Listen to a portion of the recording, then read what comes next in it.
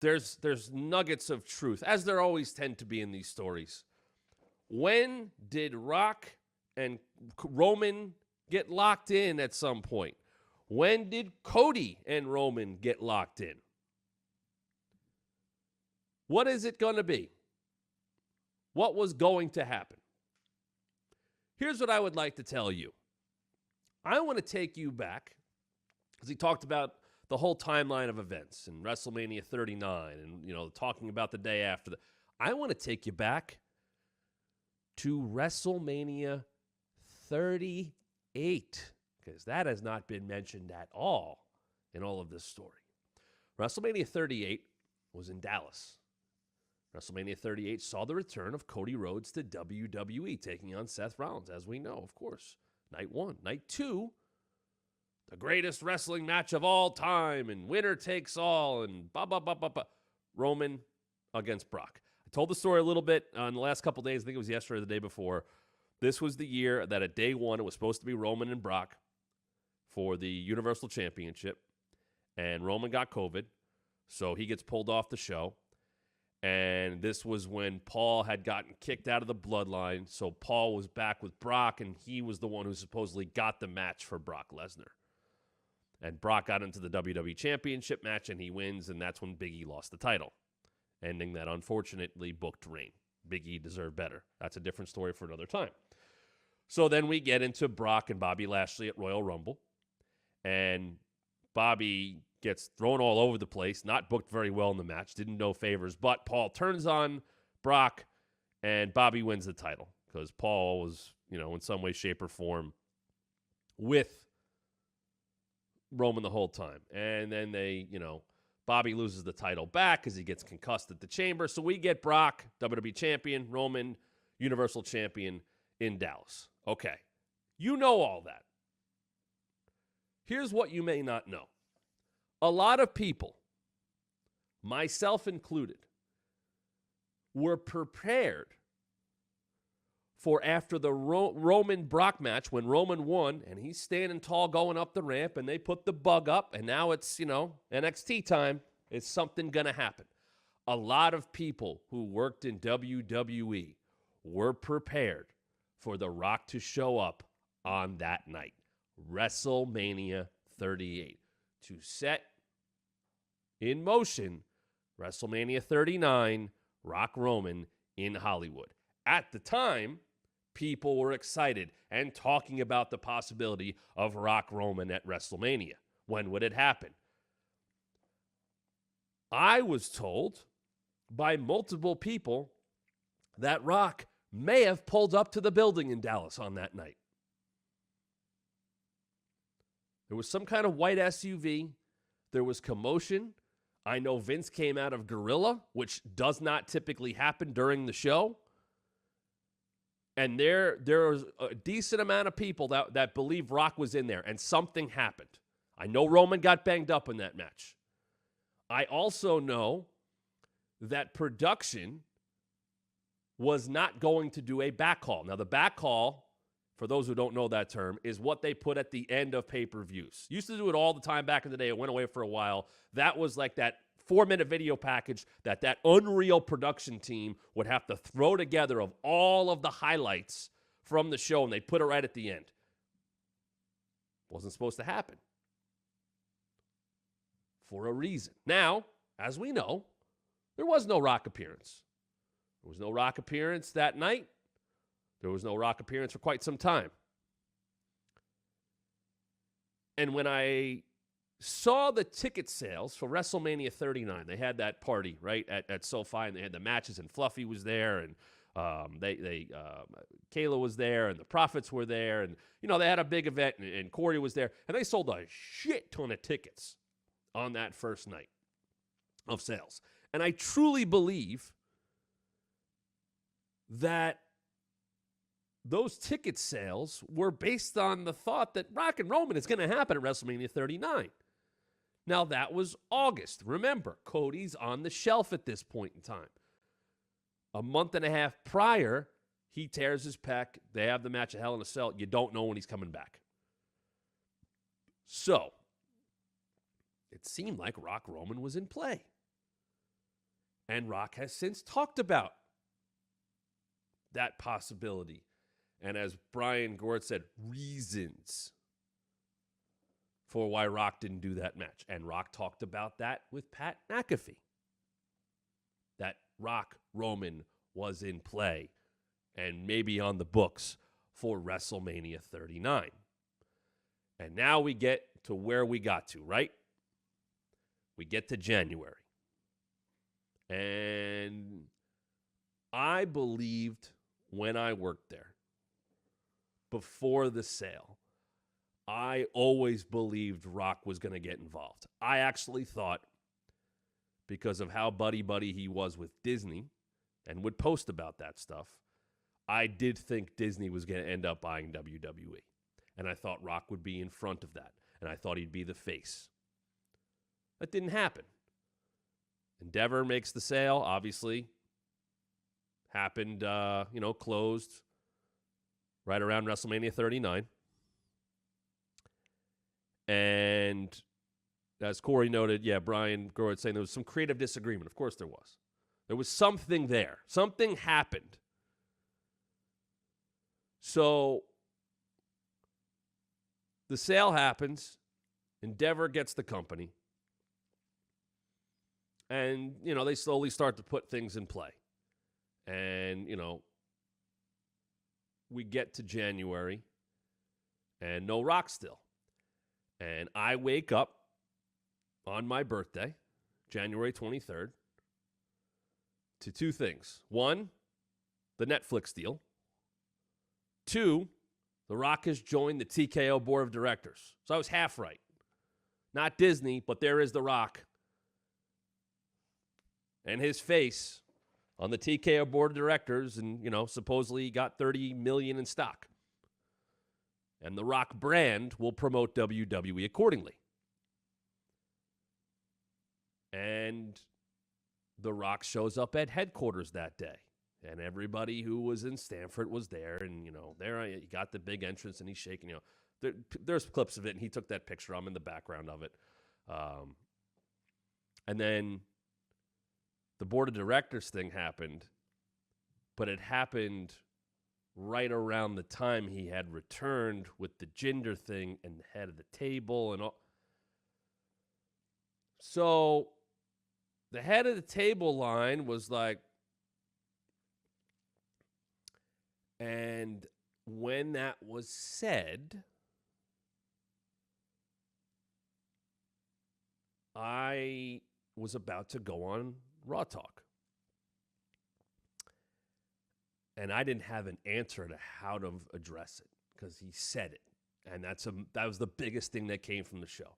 There's the whole thing with gender. They drag it out. And he goes, or maybe I need to take a seat at the head of the table. Okay, you've now just teased the match people have been talking about for years, but you teased it before the Royal Rumble,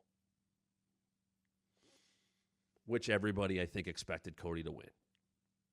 Okay. I get no one knows what to say, how to address it. I have to kind of fake my way through Raw Talk that night. And, we heard what he said kind of thing.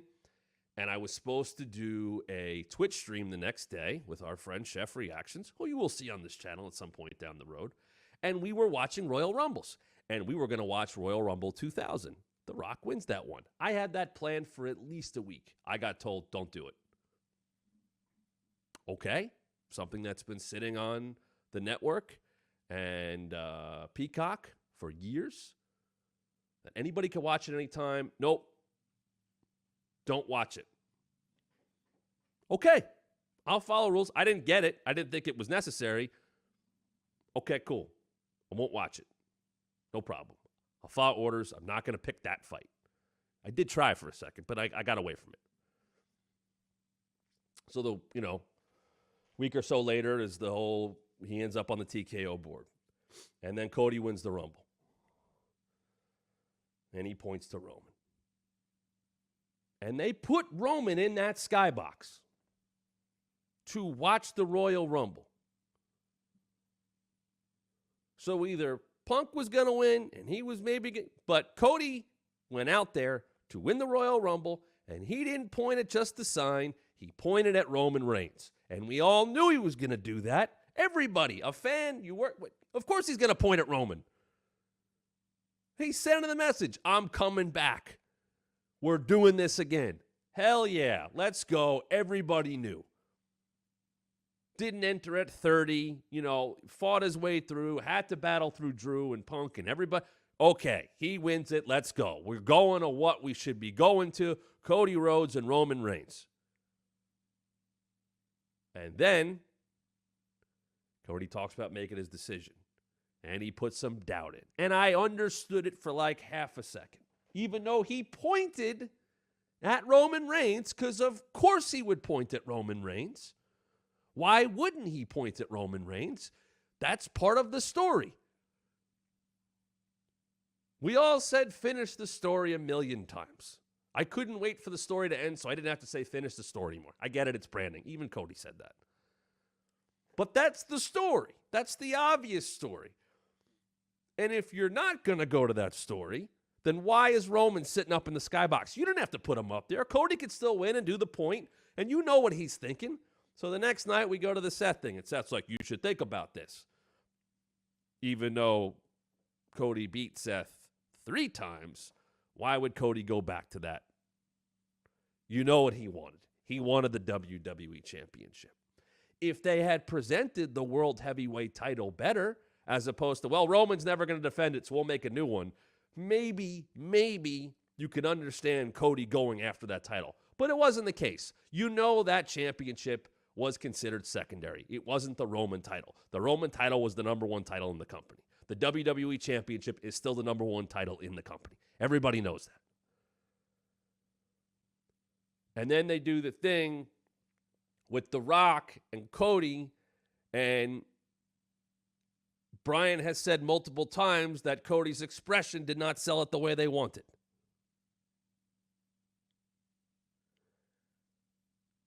And then Cody had said he talked to The Rock and he gives him his blessing and he gives up the match. Could you make him look any dumber? Like, you have something that was, I don't want to say lightning in a bottle, but you have a perfect story for WrestleMania. I really never had a problem, and I've talked about this week, with how dominant Roman was. An historic reign, because it means that the person who beats him is made and beyond. You had to find that right person. It's kind of hilarious that it became Cody Rhodes, considering he was somewhere else. He was in AEW when that reign started. He was in AEW for a year plus at that point in time. Dynamite was less than a year old when Roman won the Universal Championship. But Cody did what he did. Cody lost that steam in AEW. I thought he was getting a little meta. There was a lot of stuff of, well, let's see what's going on. But when he showed back up at Mania, at WrestleMania 38, which we've talked about, he was over. And they had him beat Seth twice. Seth was hot at that time. And then he got hurt. But they bring him back in the big video package, and he wins the Rumble at 30. I didn't like that he won the Rumble at 30, but if they knew on that night, and I think they did, that Cody wasn't winning at Mania, I didn't have a problem with it. Because I think you were facing a potential backlash if Cody was going to win. Maybe not a huge backlash. People were still mad he didn't win at 39. But because he won from the number 30 spot, it didn't add to the story enough. Sure, he came back, but then, everybody knew he was coming out at 30 by the time they got to the end of the Rumble. And he wins, and okay. I didn't have a problem with Cody losing to Roman at 39. Because now it's the story back. I thought him and Brock was fantastic. Everything they did with that was great. I thought Brock shaking Cody's hand was a moment because Brock doesn't do that. And the video package they put together with that kind of sad song, I can't think of it right now off the top of my head. They did so much, two blood from the same stone, whatever it was. That trilogy was important. And it made Cody, because now Brock is endorsing Cody. Brock had toppled Roman in the past. Roman had gotten the best of him recently. Okay, you know what? Here's the guy. He beat me. He's ready for Roman. Cool. Now, you have this. It's right there. There's no reason to mess with that. So all I could think of, and knowing his ego, it makes perfect sense, is that The Rock was like, well, yeah, Rock Roman, that's the money. Yeah, in any other year, it was the money. But how could you possibly think that doing that match was the right call if the timeline of, they told him the day after 39 of this year-long arc was started? If he knew that, the guy was in professional wrestling for his entire life. He grew up in the business. His grandmother promoted, successfully, might I add. How does he not look at that story? Or did he just not pay attention and go, you know what? Let me get in here and cut the legs off of the best possible story they could have. They have a guy who should be able to beat Roman Reigns and take that mantle as the face of the company. Cody was the only one. And you're going to mess with that? Something's not adding up. Either Rock was clueless. Apparently, as Brian said, there was some kind of story of, they would have hated it, what we would have done. What were they going to do? And don't tell me that Punk getting hurt at the Rumble changed everything. It changed some things. But Cody was winning that Rumble. Cody was pointing to Roman no matter what. How are you going to unring that bell? No pun intended, going to Philadelphia. And on top of all of it, because The Rock does have say over everything he does in the company, and has for quite some time, you're going to tell me that Rock just let that happen? There's miscommunication here somewhere. Someone's not telling the full truth. I don't expect Cody to say anything that's that out of bounds. He's the WWE champion. It worked out for him. I will say that Rock turning added to the story. I thought the whole story built to Rock versus Cody, honestly. I thought Roman took a backseat to Rock far too often, and maybe that would have happened to Cody Rhodes. Maybe that would have happened to Cody Rhodes. What happens to Cody if Rock was going to step in? I think Rock might have won the title off of Roman Reigns, and then, I know he had this movie coming up. What would he have done? I honestly believed he could have handed the title over the next night on Raw. What a crappy way to end that story. And by the way, why would you want to put any negative connotation behind Rock Roman? If that match people were excited about for years. They were excited about the possibility of, would it be a 38? Would it be a 39? They were excited about it. That excitement went away because there was a better match on the table in Cody and The Rock. As soon as there was any negative there, that match should have been off the table. And, of course, now the story is, Rock would have, Rock had the great idea to turn heel. He didn't have a choice if he wanted to stick around, and they wanted to make this the most. He inserted himself in. They have that tag match the night one, all the BS and stuff, and Rock yelling at the ref, I'm going to fire you. Okay, sure. And we got the Avengers ending and all that stuff, and the company celebrates as they do. But you do not have to take everything that's been said about the timeline at face value, because that thing got changed a bunch. And that documentary that was supposed to come out a few days after Mania that they advertised during WrestleMania is now going on 6 weeks. And I guess Brian was like, they advertised it wrong. or it goes back to The Rock having creative control. When I did the Ultimate show, which if people haven't seen that, was basically a fantasy booked pay-per-view show.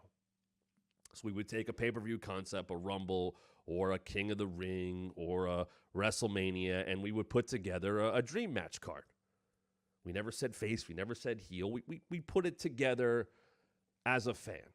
And we got told, I want to say before Survivor Series last year, if we use The Rock and talk about the bloodline, the High Chief had to be included.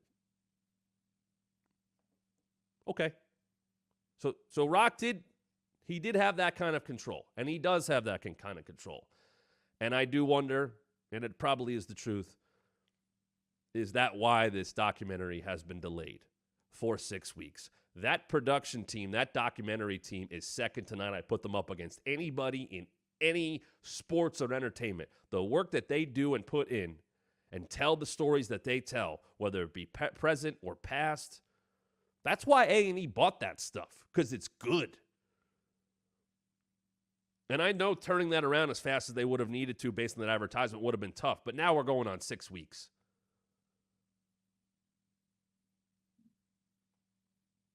You can ask the questions that everybody's asking at this point in time. And let's get to your comments here. Let's see. Daniel Price, they could have Rock Roman without the title involved, and Rock do the job for Reigns to cement him and then put Reigns in the title picture later. I was always of the belief that Rock losing to Roman on night one made sense because now Roman gets anointed by the guy, and then he loses to Cody the second night. So now Roman would have defeated The Rock, and then Cody defeats Roman. That win means even more. Roman has a little bit of an out because he had to wrestle The Rock the night before. And I would have given, you can do the Bret Hart WrestleMania 10 thing where they got to wrestle twice. I would have done that. If you wanted The Rock involved, you could have. And by the way, Roman still ended up wrestling on both nights because that was all that Roman's not going to wrestle both nights. Well, then he did. He still wrestled both nights.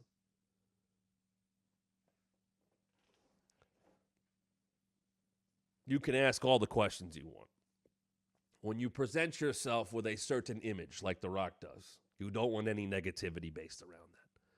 So let him take the genius idea of turning heel and let him have that. But like I said, I think that story goes at least all the way back to WrestleMania 38. You could subscribe right now. You like what you're hearing. You want to hear more of it. TheWrestlingMatchShow.com. With you Monday through Friday, 5 p.m. Eastern, right here on YouTube. I know some of you might be watching on X right now. We thank you for that. We will be with you on Memorial Day on Monday, as we'll talk more about King of the Ring, Queen of the Ring, AEW Double or Nothing. But like we said, need your subscribers, need you guys to be there with us. We can do even more things.